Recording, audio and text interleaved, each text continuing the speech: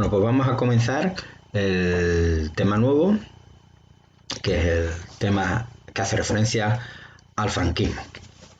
El franquismo que se inicia a partir de la victoria en la Guerra Civil en 1939 hasta la muerte de Franco en 1975. Cuando digo la victoria, lógicamente por parte del bando sublevado, que ya vimos en el tema anterior. Bueno, pues tras la victoria en esta Guerra Civil por parte del Ejército Nacional, se instaura en España un régimen autoritario, tipo totalitario, que va a estar vigente durante casi 40 años. Se puede dividir estos 40 años de dictadura franquista en dos periodos. El primero, el que va entre 1939 y 1959, y el segundo, que va de 1959 hasta la muerte de Franco en el 75. Además, en este tema los vamos a dividir en tres partes. La primera, que sería cuál es la ideología del régimen y su evolución política a lo largo de los años. Un segundo apartado sería la evolución económica y social de este régimen franquista. Y por último, la represión del régimen y el crecimiento de la oposición a lo largo de estos años. Bueno, pues comenzamos con los fundamentos ideológicos y la evolución política.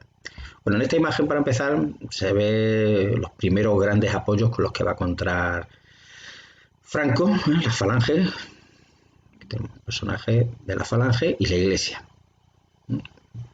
Son todos los apoyos, más luego el ejército, lógicamente, que son parte de los en apoyo a Franco. Bueno, pues comenzamos hablando de que España vive bajo un régimen autoritario, de dictadura personal, encarnada en la figura de general Franco. ¿En quiénes se van a apoyar Franco? Bueno, se va a apoyar, como ya hemos visto, en los falangistas por un lado, en los monárquicos, que querían la vuelta de la monarquía y estaban en contra de la república, en los representantes de la Iglesia, en militares, en franquistas puros, que creían todo lo que decía Franco, y tecnócratas, que ya veremos posteriormente quiénes son estos tecnócratas. La dictadura de Franco, hay que tener en cuenta que no es un fascismo, que el fascismo es italiano, uno de las fases que ya visteis el año pasado de Mussolini, sino que es una dictadura de carácter personal totalitario. Igual que tuvimos totalitarismo, si os acordáis en el curso pasado, viste el totalitarismo Stalin en la Unión Soviética, el totalitarismo pues nazi de Hitler en Alemania, el totalitarismo fascista de Mussolini en Italia. Pues tenemos otro totalitarismo en España que va a ser este franquismo. Los apoyos del general. Bueno, pues el primero, el más importante de todos, fue el ejército, que van a apoyar a Franco desde el inicio, desde la sublevación el 18 de julio del 36 hasta la muerte de Franco, hasta 1975. Es más, es fundamental también el ejército a la hora de entender posteriormente lo que es el periodo de la transición en España. ¿Cuáles son las aportaciones ideológicas que aporta el ejército? Pues sobre todo su anticomunismo, la visión centralista y unitaria de España, nada de autonomía en España, y las ideas de disciplina, de jerarquía y de orden. Estos son los principales valores que van a defender el ejército. La Falange. La Falange, si os acordáis, tenía un líder que fue asesinado durante la Guerra Civil, que era Primo de Rivera. En el 37 se decreta el llamado Decreto de Unificación, en el que incluye a Falange, los carlistas, la Fête de la Jones, y a partir de ese momento se le va a llamar Movimiento Nacional.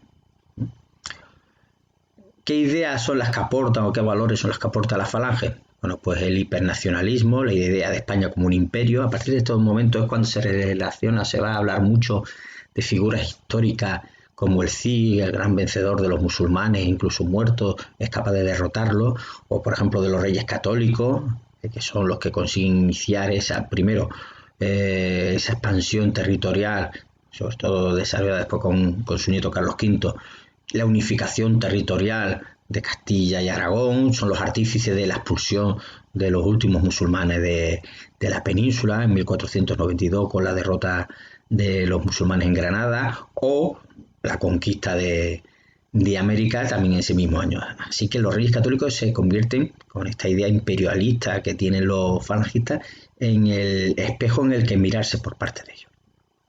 Hay una exaltación del líder, que si os acordáis es una de las características principales de cualquier totalitarismo, ¿eh? Y luego una organización de los sindicatos, porque van a defender que siga existiendo sindicatos, pero de manera vertical, es decir, están controlados estos sindicatos desde el Estado. Además, va a haber un adoctrinamiento de los jóvenes y de las mujeres. Entonces tenemos, como veis aquí, una sección femenina, ¿eh?, de Falange, y a los jóvenes, pues igual.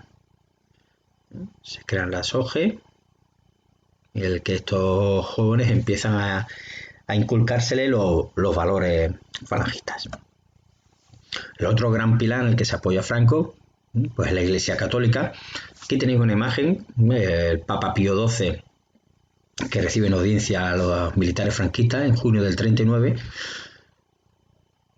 Pío XII es un personaje muy controvertido porque parece ser que por un lado apoyó a las dictaduras o a los totalitarismos europeos y por otro jugaba como a dos bandos. Intentaba ayudar también a los judíos, por ejemplo, durante la Segunda Guerra Mundial. Por aquí hay alguno, si lo encontrara por aquí, tengo algún libro, por si os interesa.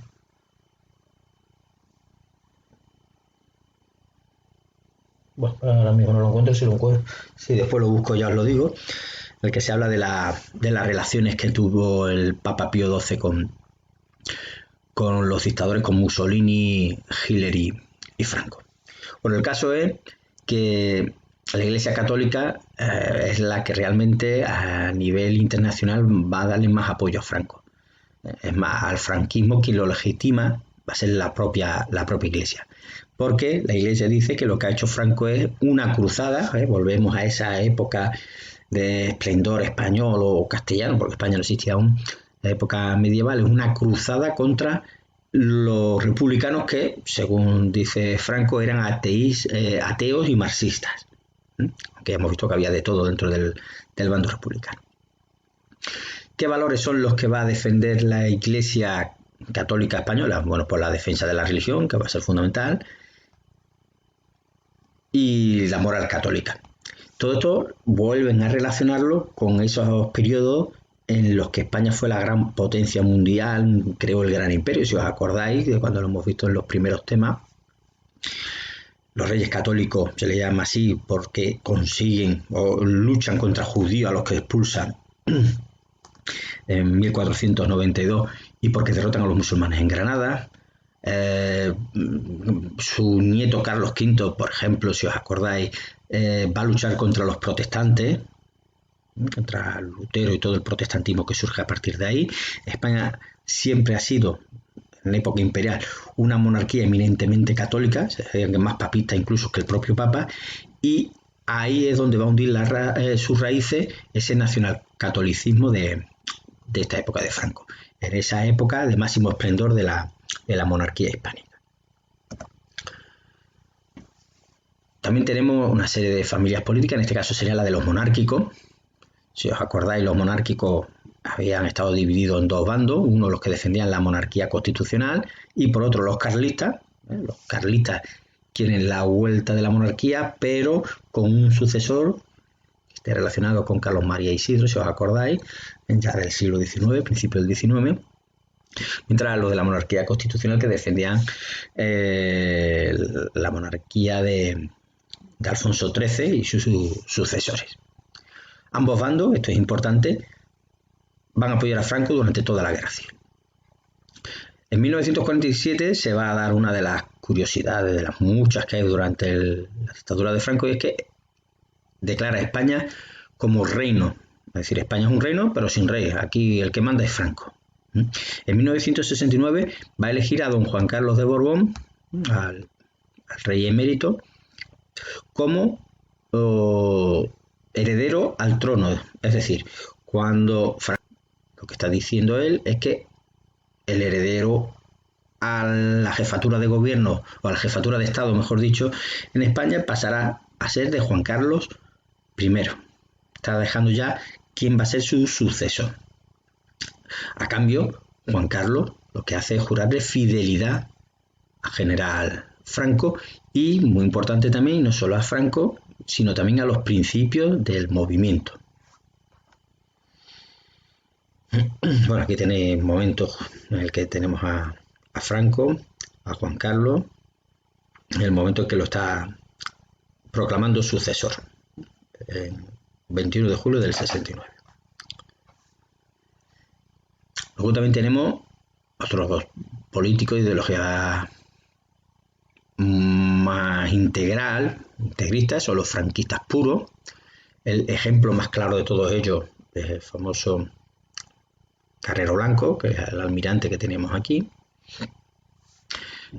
Según los franquistas puros, Carrero Blanco, el franquismo es algo inalterable que no debe de cambiar con el paso del tiempo, que si estos son sus valores, esos no pueden variarse bajo ninguna circunstancia.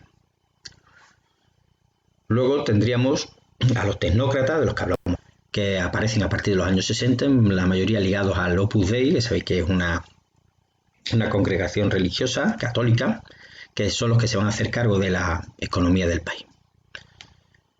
Ellos dicen que la política económica tiene que ser de desarrollo, porque de esa manera se legitimiza el régimen, se blanquea la imagen del régimen franquista a nivel internacional y porque además contribuye a modernizar el Estado. Bueno, en cuanto a la evolución política, por la evolución política vamos a encontrar 4 etapas. Comenzaremos con la primera, que es la etapa azul, que como indica su nombre, no es que estemos hablando de Picasso, sino del predominio de la falange en 1939 a 1945. Si os dais cuenta, son 6 años fundamentales en la historia mundial y europea, porque son los que se da la Segunda Guerra Mundial.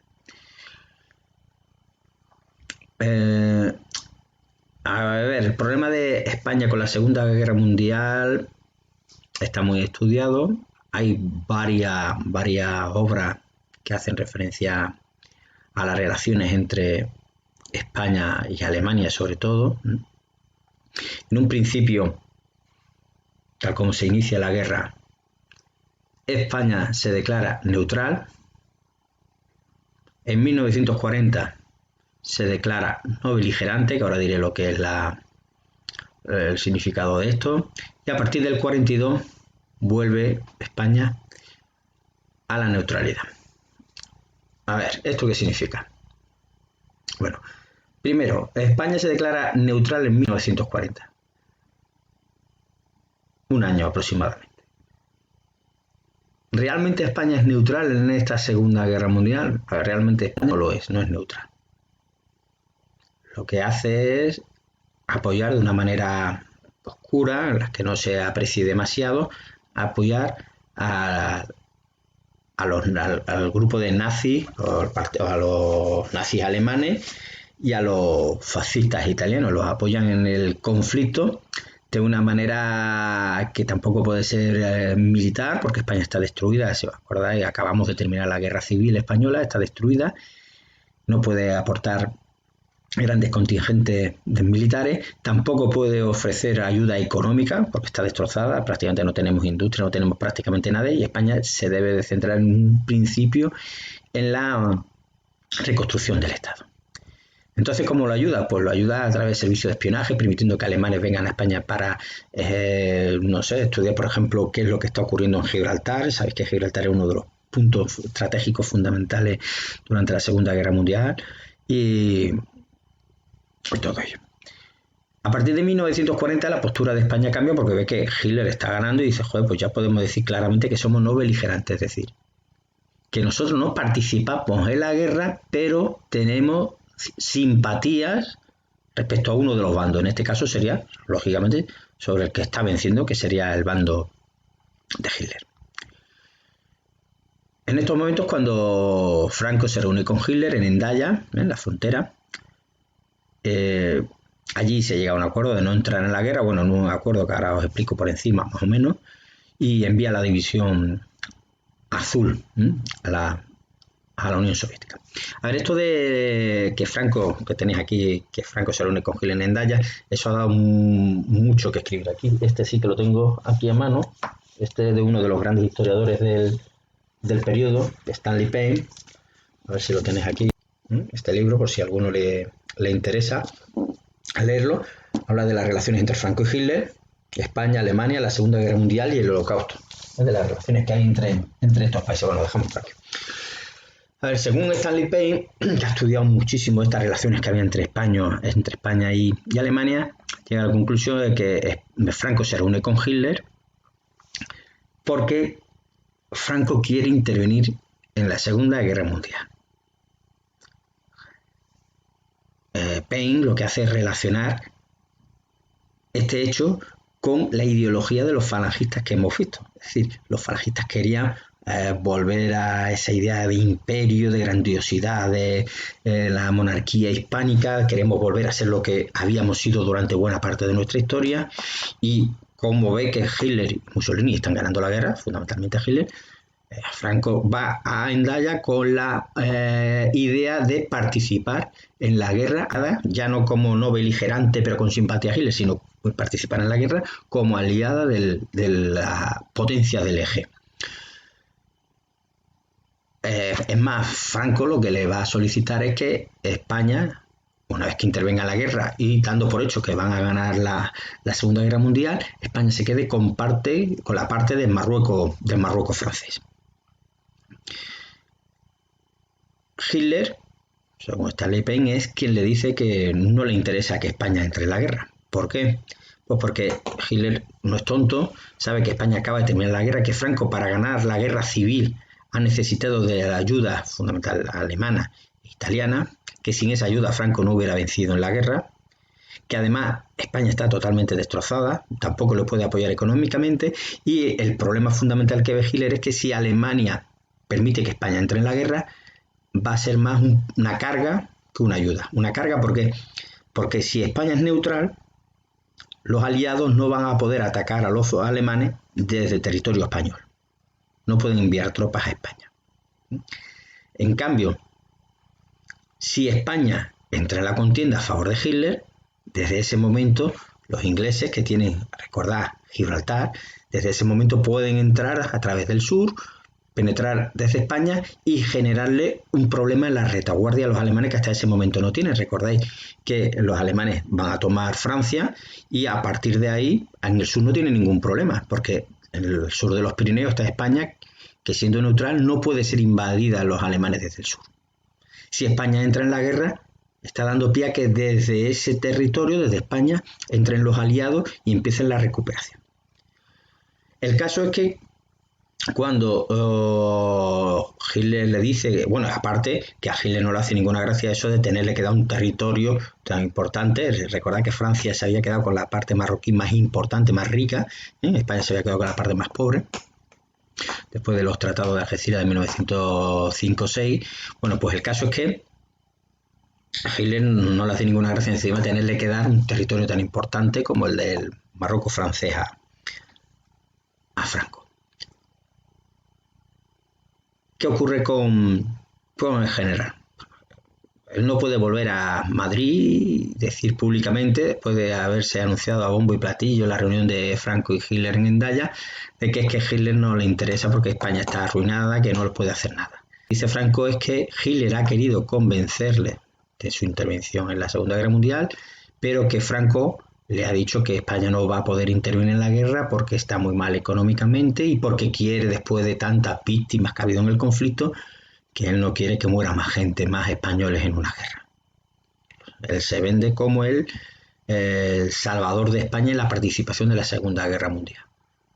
¿Vale?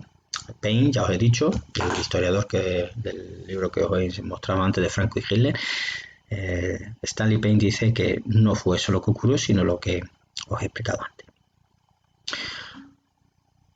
En 1942 os he dicho que España vuelve a la neutralidad. ¿Por qué? Pues a partir del desembarco de Normandía ya se ve que, bueno, incluso antes que el eje está en repliegue, que la entrada de Estados Unidos va a dar un vuelco a la situación en la Segunda Guerra Mundial. Ya no está tan claro que vaya a ganar el eje, es más, parece que va a ser justo lo contrario, y lo que va a hacer Franco es va a mantener la simpatía, pero ya no de manera pública. A partir de ahora empieza a hablar mucho más de neutralidad, de que ellos no quieren ningún tipo de relación con las potencias del eje, y es como que se empieza a alejar, ¿ven? Viendo la situación que se les avecina. La segunda etapa sería la que va desde el nacional, o sea, desde 1957, es la del nacional-catolicismo. Bueno, cuando pierden las potencias del eje, la Segunda Guerra Mundial, Franco va a acentuar el aspecto monárquico y católico de España. Sigue siendo curioso lo de que acentúe ese aspecto monárquico de España cuando sigue sin permitir que se asiente la monarquía. A partir de 1945, con la derrota de las potencias del eje, ya la falange deja de tener importancia y Franco va a empezar a apoyarse en los católicos. Recordad que a partir de 1945 a nivel internacional empiezan lo que son las ayudas del Plan Marshall, de las que se van a ver beneficiados prácticamente todos los países europeos, excepto España. Hay otros pocos más que tampoco, pero España es uno de los que no van a verse beneficiados de ese plan de ayuda de reconstrucción, porque en España hay una dictadura, las grandes potencias, Estados Unidos, Reino Unido, Francia, no se dejan engañar, saben perfectamente de las simpatías que tenía Franco por las potencias del eje, y Estados Unidos, cuando da el plan de ayudas Marshall, pues no incluye a España. Así que lo que va a hacer Franco, primero es una política económica de autarquía, que ya lo veremos después, y después lo que va a intentar es romper ese aislamiento al que es sometido. Por eso, en 1951 empiezan a regresar los embajadores a España y luego la inclusión de nuestro país en 1955, que no se va a hacer de manera gratuita. Ya veremos a ver por qué España entra en 1955 a formar parte de la Organización de Naciones Unidas. A ver, si os acordáis, la Guerra Fría había dividido, tras la Segunda Guerra Mundial, al mundo en dos bloques. El bando comunista, por llamarlo de alguna manera, con la Unión Soviética y todos los países del este, y el bando capitalista, demócrata, liderados por Estados Unidos. Ante esta situación, Franco ve una oportunidad de atraerse al mundo occidental. ¿Cómo? Acentuando su anticomunismo. Él se quiere mostrar a España como un bastión anticomunista, el que aquí es uno de los pocos países en los que no se va a desarrollar esos partidos comunistas que van a expandirse por todo, están expandiendo por todo el continente europeo. Y luego además va a acentuar lo que hemos dicho antes de su catolicismo. Así, de esa manera va a conseguir el apoyo de la gran potencia económica y militar del momento, Estados Unidos, y luego de la gran potencia moral y de valores éticos del mundo, que era el Vaticano. Se va a firmar el concordato, que si os acordáis, un concordato es un acuerdo entre un Estado y el Vaticano, y también se va a realizar un acuerdo hispano-norteamericano. Y esto es lo fundamental. ¿Por qué? Porque Estados Unidos va a permitir la inclusión de España en la ONU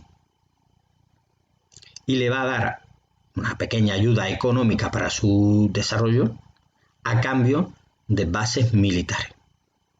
Bases militares, como algunas que se mantienen hoy en día, como la base naval de Rota, por ejemplo, que son enclaves dentro del territorio español, pero que van a tener jurisdicción norteamericana. Aquí van a poder tener, pues no sé, en Rota, por ejemplo, portaaviones, un puerto franco de ellos, y luego además tienen una base en la que hay miles de soldados norteamericanos con sus familias en las que viven allí, pero es como si estuvieran viviendo en territorio norteamericano, ¿vale? Que se encuentran aquí en España. No es solo la base naval de Rota, sino que hay varias bases, muchísimas bases. funcionamiento y estando en manos de los norteamericanos, porque es fundamental para el control de Oriente Medio. Bueno, que parezca que estamos alejados, pero cuando se necesita cualquier envío de grandes portaaviones y demás para controlar la parte del meridiano y del Mediterráneo oriental, pues el tener una base naval justamente en Rota les permite el acceso rápido del Mediterráneo. ¿Vale? En el aspecto interior, bueno, pues en julio del 45, justo cuando ya terminó la Segunda Guerra Mundial, se va a promulgar el Fuero de los Españoles. Luego hay otras leyes internacionales, hay una ley de sucesión de jefatura del Estado, en la que se define España como reino, y aquí tenéis pues los fundamentos, ¿no? Las características principales. Fuero del trabajo del 38. Se prohíbe, espérate que no lo veo. En el 38, se prohíben los sindicatos libres. El sindicato va a ser vertical, controlado por la falange y regula las relaciones laborales. La segunda había sido la ley constitutiva de las Cortes del 42, las Cortes consultivas elegidas por sufragio indirecto, familias, municipios y sindicatos. El Foro de los Españoles, que es de este que hemos hablado aquí, es una teórica declaración de los derechos y libertades subordinada a los principios ideológicos del régimen. Luego hay una ley de referéndum nacional, también en el 45, que permite al jefe de Estado convocar plebiscitos para asuntos importantes. Plebiscitos que no son elecciones, sino que es votar sí o no. Lógicamente, si esto en España va a salir lo que quiere Franco con un 90 y mucho por ciento. Pasa en todos los regímenes dictatoriales. Ley de sucesión a la jefatura del Estado para proponer a su propio sucesor. Es ley de principio del movimiento nacional, que es del 58, que resume y reafirma los principios del régimen. Y por último, la ley orgánica del Estado del 67, que hay una separación entre jefe de Estado y jefe de gobierno. Se habla de las elecciones a procuradores y de las asociaciones políticas afines. ¿Cuándo se inicia el fin de ese predominio de los católicos en el gobierno o en el poder? Pues a partir de los sucesos que se producen en febrero del 56 entre los estudiantes contrarios al régimen y los falangistas. Franco aprovecha esta situación para remodelar el gobierno y a partir de ahora va a llamar a los tecnócratas que hemos dicho que estaban relacionados con el Opus Dei y van a ser realmente los auténticos protagonistas de ese desarrollo económico de los años 60 que se produce en España. La tecnocracia, el dominio del Opus Dei, que va del 57 al 69, esos 12 años, va a aprobar la ley de principios fundamentales del movimiento, que hemos dicho antes, en la que se habla de democracia orgánica. Vamos a ver un enfrentamiento en estos años entre los tecnócratas y los aperturistas, que va a acabar con el escándalo de Matesa, un caso nuevo de corrupción. Estamos en periodo de vida de Franco, pero eso no significa que en España no se haya acabado la corrupción. Tenemos un escándalo importante en 1969 que afecta a los tecnócratas que están en el poder y aquella prensa del régimen que estaba controlada por los aperturistas, por lo que querían una apertura mayor del Estado español, van a aprovechar sus medios de comunicación pues para eso, para indicar todos esos casos de corrupción que tienen las personas del Opus que están en el poder de estos tecnócratas. En política exterior, ¿qué es lo que hacen estos? Bueno, pues lo fundamental es acercarse a la Europa comunitaria, a Estados Unidos, y ya que hablan tanto desde el principio de la importancia de España histórica, de su imperio y demás, pues recuperar Gibraltar, que si os acordáis, es inglés desde el siglo XVIII. España, además, en 1956 acepta la independencia de Marruecos, que si os acordáis, se da en un periodo en el que estamos de la descolonización después de la Segunda Guerra Mundial. También va a permitir la independencia de Guinea Ecuatorial en el 68 y por último en 1969 cede a Marruecos el IFNI. Lo único que se pretende mantener es el Sáhara Occidental, por la riqueza de materias primas que tiene. El declive del régimen, que iría desde 1969 hasta 1975, tenemos varios aspectos que se dan en este periodo, que son en el aspecto cultural y educativo se aprueba la ley. Tenemos unas relaciones con la Iglesia que empeoran, por un reformismo que se da dentro del Vaticano. Se declara, entre otras cosas, se convoca el Concilio Vaticano II. Se intenta resolver la conflictividad obrera con una nueva ley sindical, pero fracasa.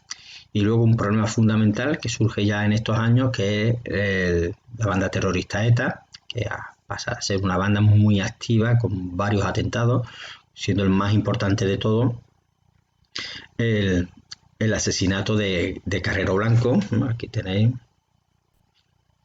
imágenes de cómo quedó la calle con el coche bomba que le pusieron al almirante, que lo tenemos aquí, Carrero Blanco. El atentado sobre Carrero Blanco era porque parecía que Franco formó un gobierno en el 73 que iba a estar encabezado por este hombre, por Carrero Blanco, que parece que es un giro a la derecha. Recordáis que cuando hemos hablado al principio del tema de Carrero Blanco, decíamos que era una persona que decía que los valores del franquismo debían ser inalterables. Un giro hacia la derecha que da Franco.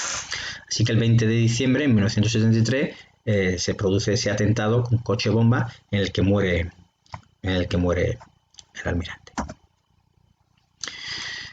Como muere Carrero Blanco, se necesita elegir un nuevo presidente, que se va a elegir a Carlos Arias Navarro,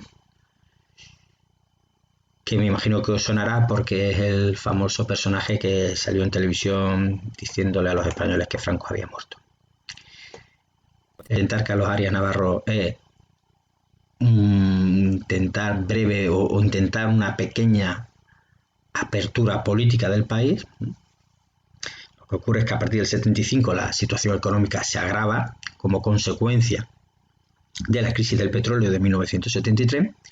Además, se recrudece el terrorismo y, por si fuera poco, Franco cae enfermo para morir finalmente. Además, en este periodo final tenemos que Marruecos invade el Sáhara español, la llamada Marcha Verde. A partir de ese momento tenemos un conflicto con Marruecos y aún hoy en día el Sáhara Occidental o su problema sigue sin resolverse. El 20 de noviembre muere Franco y el 22, 2 días después, Juan Carlos es proclamado ya de España.